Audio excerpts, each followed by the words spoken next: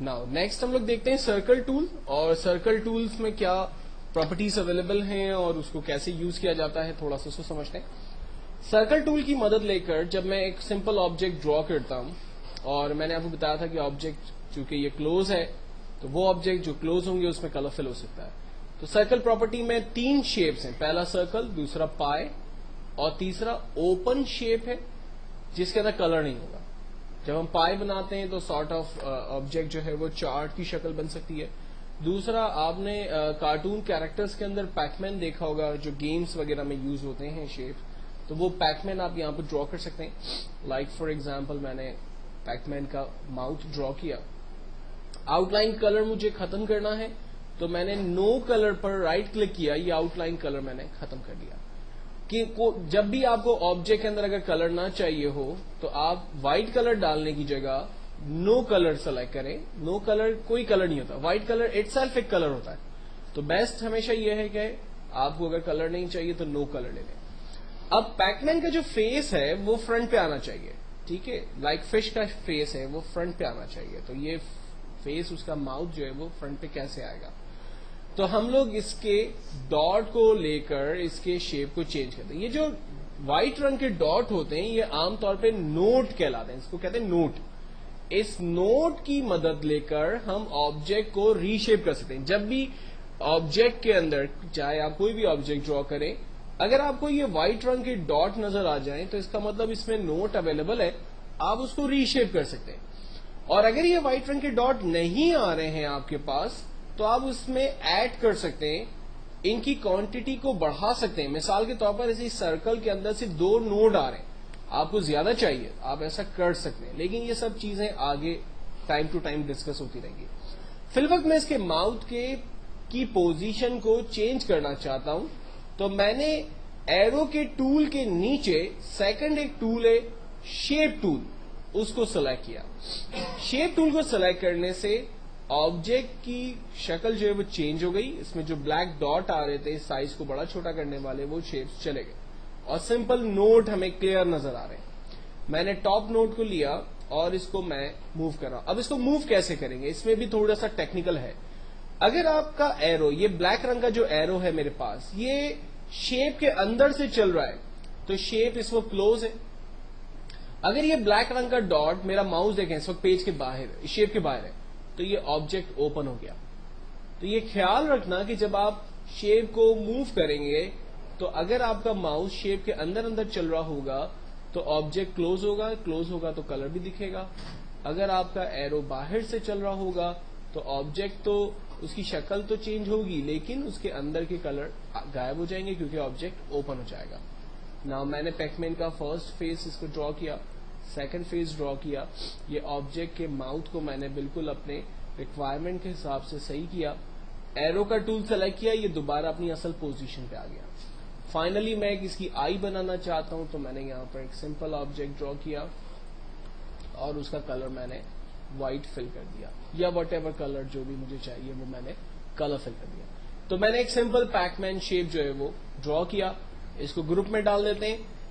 Range बनाई इसकी, यहां पर ग्रुप का ऑप्शन अवेलेबल है, Ctrl+G शॉर्टकट है, उसकी मदद से मैंने ऑब्जेक्ट को ग्रुप में डाल दिया. थर्ड जो शेप हमने डिस्कस किया था वो ड्रॉ एंड कॉलम का ग्राफ पेपर टूल था. ग्राफ पेपर टूल में मैंने आपको एक बात बताई थी कि आप इसकी रॉ और कॉलम की साइज को कम और ज्यादा इंडिविजुअल नहीं कर सकते, लेकिन आप इनकी क्वांटिटी को बढ़ा सकते हैं. मिसाल के तौर पर मेरे पास यहां पर 4 कॉलम्स और 3 रॉज आ रही है. मैं चाह रहा हूं कि 3 रॉज की जगह नीचे 2 रॉज और आ जाए. तो ऑब्जेक्ट को ड्रॉ करने के बाद आप इसमें रॉज ऐड नहीं कर सकते. लाइक दिस, यहां पर देखें दिया हुआ है कॉलम्स और रॉ. तो मैं यहां पर मजीद कॉलम्स देखें ऐड करूं, कोई फर्क नहीं पड़ता. रॉज ऐड करूं, कोई फर्क नहीं पड़ता. तो ऑब्जेक्ट को वंस ड्रॉ करने से पहले आपको ये क्लियर होना चाहिए कि आपको कितने कॉलम्स की नीड है, कितनी रॉज की नीड है. देन आप उसको ड्रॉ करेंगे, एग्जैक्टली शेप आपका प्रॉपर ड्रॉ होगा. देन इसके बाद टूल है हमारे पास पॉलीगन टूल. ये बड़ा इंटरेस्टिंग और मजे का टूल है बिकॉज के इस पॉलीगन टूल के अंदर नोड बहुत ज्यादा आ रहे हैं, और जब ऑब्जेक्ट के अंदर नोड ज्यादा होते हैं तो उसकी शक्लों को बदल सकते हैं اس کو نئے فیس کے اندر ہم ڈال سکتے ہیں. فی الوقت ہم نے آبجیکٹ کو پالیگن کے اندر ہی رکھا ہوا ہے اور اس کے 5 کارنرز آ رہے ہیں. ایرو کا ٹول لے لیا میں نے. اس کے 5 کارنرز کی جگہ مجھے اس کے 6 کارنرز چاہیے. ہم نے اس کے کارنرز بڑھا دیے. ہمیں اس کے کارنرز کم کرنے, ہم نے اس کے کارنر کم کر دیے. اس کو اسٹار شیپ میں کنورٹ کرنا ہے, اس کو اسٹار میں موو کر دیا. اسٹار کے کارنر بڑھانے, ہم اس کو کم اور زیادہ اپنے حساب سے کر سکتے ہیں. اب فار ایگزامپل میں اس کو پالیگن شیپ میں ہی رکھتا ہوں اور اس کے کارنرز بڑھا دیتا ہوں, لائک 15 کر دیتا ہوں, اور یہاں سے شیپ ٹول سلیکٹ کر کے کسی بھی نوٹ کو لے کر اس کے اندر مزید چینجنگز کر سکتا ہوں. لائک اس کے اسٹارس دیکھیں میں نے یہاں سے چینج کیے. اسٹار کتنا ڈیپ کتنی ہوگی اس کی, کتنا, اگر فار ایگزامپل اندر کی طرف نہیں اس کو موو کرنا ہے, اس کو باہر کی طرف موو کرنا ہے, تو ہم اس کو نئے شیپس دے سکتے ہیں. تو جتنے زیادہ اس کے اندر شیپس اویلیبل ہیں, ایروز نوٹ اویلیبل ہیں سوری, آپ اس کو اتنا ہی خوبصورت ڈیزائن ڈرا کر سکتے ہیں.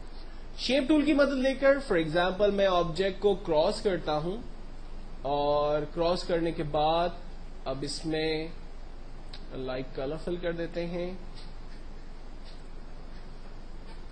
ٹھیک ہے, اب یہ دیکھیں آبجیکٹ کے کلرز ہم اپنی مرضی سے چینج کر رہے ہیں.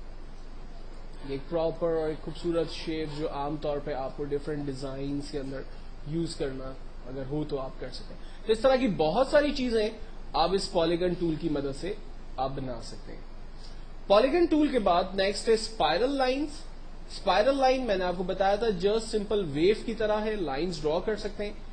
ان میں لائنوں کی کوانٹٹی ہے, کتنی لائنز ڈرا ہیں. یہاں پر میرے پاس number of for example 4 lines ہیں. ان لائن کو ہم چیک کرتے ہیں, یہاں سے اسٹارٹ ہو رہی ہے, یہ فرسٹ سرکل کمپلیٹ ہوا, دین سیکنڈ, دین تھرڈ, اور یہ لاسٹ میں 4. اور ہر سرکل کے درمیان جو اسپیس ہے وہ ایکول ہے.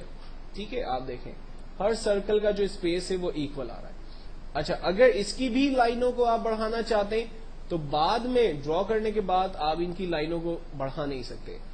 ڈرا کرنے سے پہلے آپ اس کی کوانٹٹی سلیکٹ کریں, کتنی لائنز اسپائرل کی آپ کو چاہیے, آپ وہ ڈیفائن کریں اور دین ڈرا کریں. چونکہ یہ آبجیکٹ اوپن ہے اس لیے اس میں سمپل کلک کرنے سے کوئی کلر فل نہیں ہوگا, لیکن آپ اس کی آؤٹ لائن کا کلر چینج کر سکتے ہیں. اسپائرل لائن کی ایک اور پراپرٹی ہے ہمارے پاس. اس پراپرٹی کا جو مین آبجیکٹو ہے, لائنیں بالکل ویسی ہی ڈرا کرے گا, لیکن اس میں فرق یہ ہوگا کہ یہ نزدیک سے سٹارٹ ہو کر دور جا کر ختم ہو رہی ہوگی. دیکھیں اس کا جو سرکل ہے وہ نزدیک سے سٹارٹ ہوتے ہوتے ہوتے اس میں ڈسٹینس بڑھتا جا رہا ہے, اور لاسٹ سرکل جو ہے وہ بالکل دور تک چلا گیا. اس میں بھی نوٹ اویلیبل ہے, اور ہم دیکھ چکے ہیں کہ جب نوٹ اویلیبل ہوگا تو ہم آبجیکٹ کو اپنی مرضی سے اس کے پوائنٹ کو کہیں بھی رکھ سکتے ہیں.